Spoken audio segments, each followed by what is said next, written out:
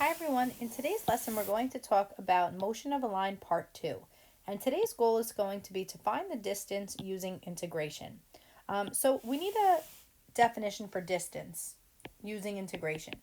So distance is equal to the integration over the interval of a to b of the absolute value of v of t dt. And let's talk about this through an example. So example number 1 says, find the total distance from 0 to 6 given the velocity function below. So I'm going to use the same example that I used yesterday. So my v of t function is going to be negative 3t squared plus 44t minus 105. And just to recall how we find distance is if, let's just say the particle is moving to the right from here to here, then the particle goes to the left, and then it goes back to the right, we actually have to add up this distance plus this distance plus this distance. And what we have to understand is that when we move left, we don't call it a negative distance. So that's why we have to take our absolute values, so that way we make sure we account for that distance as positive. So it would be helpful for us to know where the particle is moving right and left.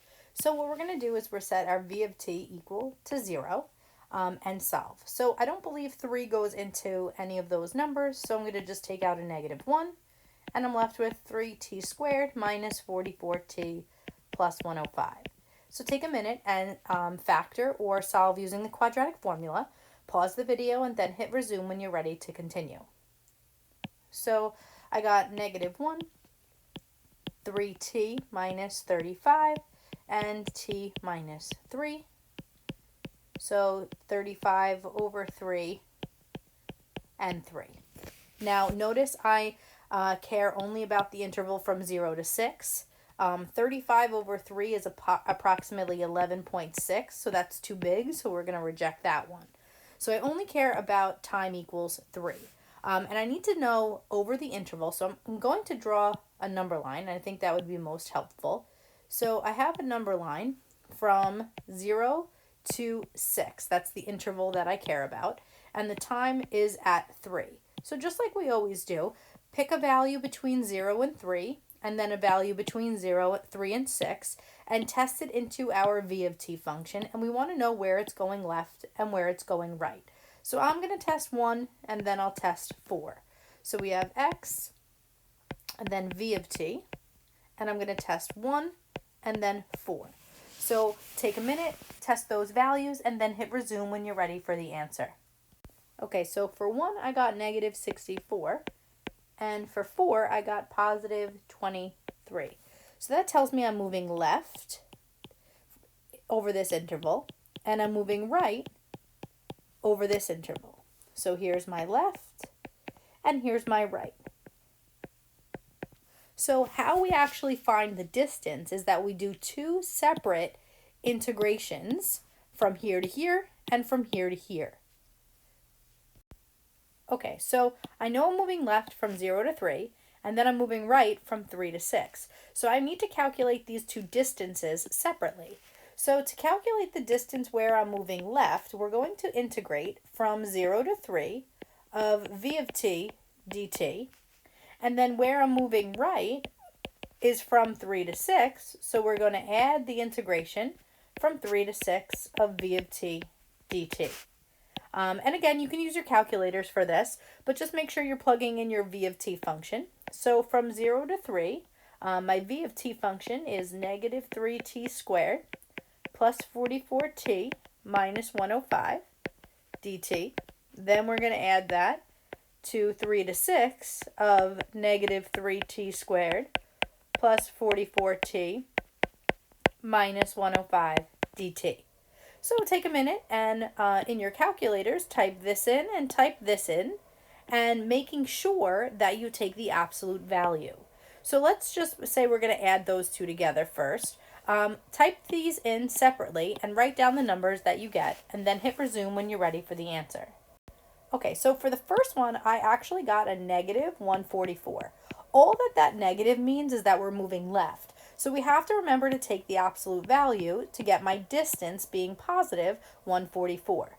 And then when I plug in 3 to 6, I get 90. that positive 90 means I'm moving right. Take the absolute value, and it's still 90.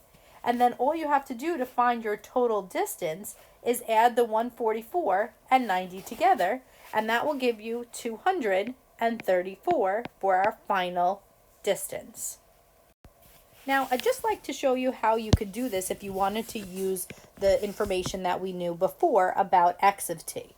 So I'm just going to tell you that I have the original function, v of t, is negative 3t squared plus 44t minus 105. And we know that if we want to find the distance, we'd have to use the x of t function. So I'm going to integrate the right side. And x of t is going to equal that integration. So if I integrate it, I should get, well, I don't even need this anymore, excuse me. If I integrate it, I get add 1 to the power, divide by that power, add 1 to the power, divide by that power, and get 105t.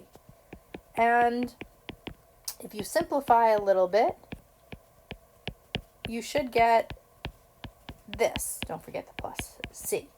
So this is my x of t function. And I'm going to look at my number table of values for my x and my x of t. We always put the beginning of the interval, so we'll put 0 and we'll put 6. And in the inside, remember that we always put where it changes direction. And we just calculated that it changes direction at 3.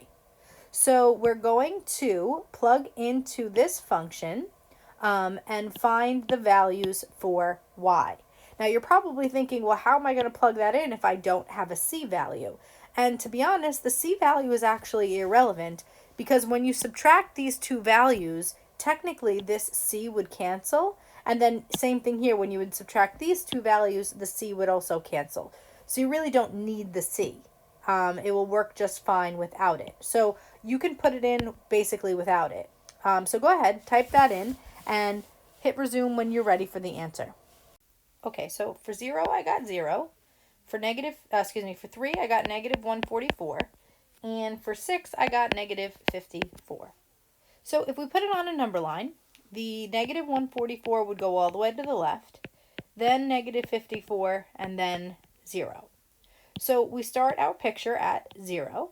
We go left to negative 144, and then we have to go right to go back to negative 54. So this is at time equals 0, time equals 3, and time equals 6.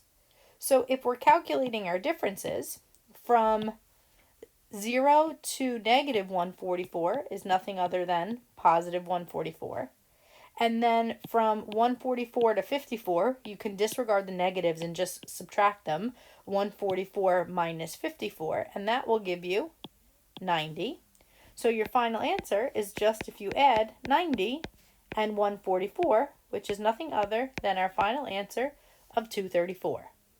All right, that's it for today. If you have any questions, please let me know.